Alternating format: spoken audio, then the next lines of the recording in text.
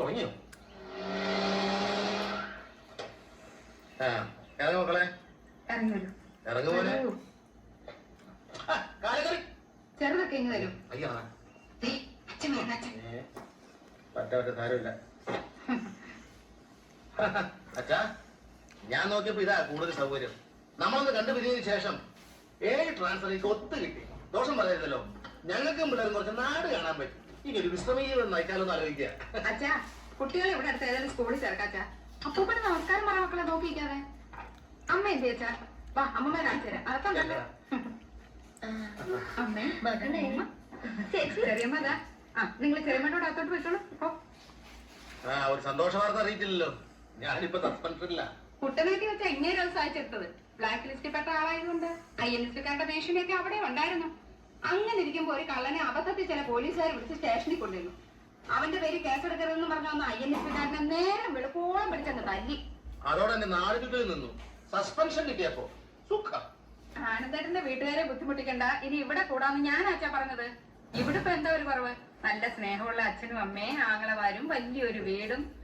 ആനന്ദേട്ടാ, suspension കഴിഞ്ഞാലും നമുക്ക് ഇവിടെ തന്നെ കൂടിയാൽ മതി കേട്ടോ. എനിക്ക് ഈ സാധനങ്ങൾ വിട്ട് തൂക്കി എപ്പോഴും അങ്ങോട്ടും ഇങ്ങോട്ടും ഓടാൻ. അല്ലെങ്കിൽ വേണ്ട, അമ്മയുടെ പേരിൽ അച്ഛൻ പുതുതായിട്ട് വാങ്ങിച്ച ആ സ്ഥലത്തെ എനിക്കൊരു വീട് കെട്ടി തന്നാ മതി. അതൊന്നും അത്ര പെട്ടെന്ന് വേണ്ട. അല്ല, ഞാൻ പറഞ്ഞേ ഉള്ളൂ.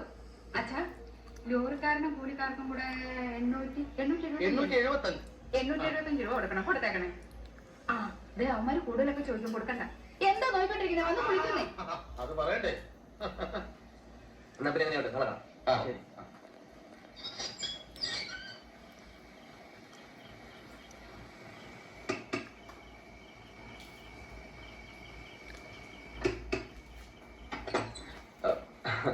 ചേച്ചി പോന്നു.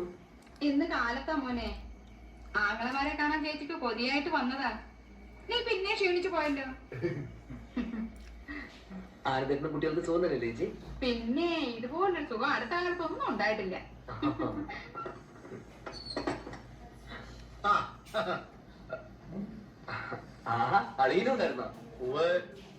ഇന്നത്തെ രാഷ്ട്രീയ പ്രവർത്തനം കഴിഞ്ഞു കുഞ്ഞളിയാ. ആനന്ദേട്ടന്റെ കാര്യം ഞാൻ പൊതുവാഴ്ചയോട് പ്രത്യേകം പറഞ്ഞിട്ടുണ്ട്. അതിന്റെ ഗുണം കാണാനുണ്ടായിരുന്നു. ആഭ്യന്തരമന്ത്രി കമ്പി ഇടിച്ചു കഴിഞ്ഞു. അദ്ദേഹം കാലത്ത് കണ്ടപ്പോ എന്നോട് പറഞ്ഞു. കാലത്ത് എവിടെ വെച്ചുണ്ട്? പുള്ളിക്കാരൻ അവിടെ മാടത്തെ ചെറിയ ചൂണ്ടിട്ടോണ്ടിരിക്കുന്നു. അപ്പോഴാണ് കണ്ടത്. സാധാരണ മുറിയിൽ ഞാനാ കിടക്കാറ്. ഇനി ഞങ്ങൾ കിടക്കാന്ന് വിചാരിച്ചു. അതെന്തിനാ? ഇവിടെ വേറെ മുറിയില്ലേ? ആനന്ദേട്ടൻ ഈ മുറി വല്ലാതെ ഇഷ്ടപ്പെട്ടു പോയി. നല്ല മനോഹരമായ മുറി. ഞങ്ങൾ ഇനി കുറെ കാലം ഇവിടെ തന്നെ കാണാം. അപ്പൊ നീ ചെല്ല് പ്രകാശ, ഞങ്ങൾക്ക് ഉറക്കം വരുന്നു. ചെല്ല്. വല്ലത് കഴിച്ചു കിടക്കണം കേട്ടോ.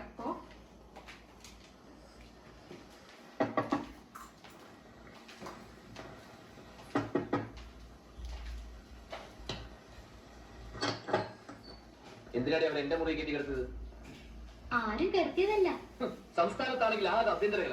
സ്വന്തം വീട്ടിൽ വന്നാലും സമാധാനം വെച്ചാ കിടന്ന് ചിരിക്കാതെ ചായത്തിൽ കിടക്കരുത്. അവിടെ ലതച്ചേച്ചിയുടെ കുട്ടികളെ കിടക്കുക. ബോബനും കവിതി. പിന്നെ ഞാൻ എങ്ങനെ നിറയത്തിൽ പോയി കിടക്കും?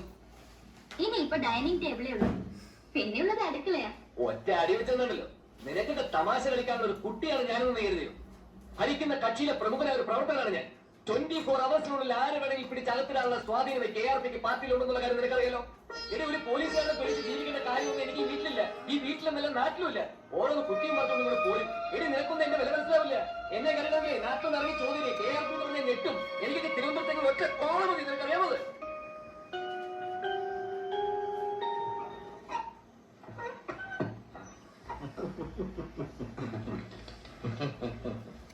അളിയനെ രാത്രി കാണാൻ പറ്റിയില്ല. ഒത്തിരി ലേറ്റ് ആയിട്ട്. സ്റ്റഡി ക്ലാസ് ഉണ്ടായിരുന്നു. എന്നിട്ടെല്ലാം സ്റ്റഡി ചെയ്തോ?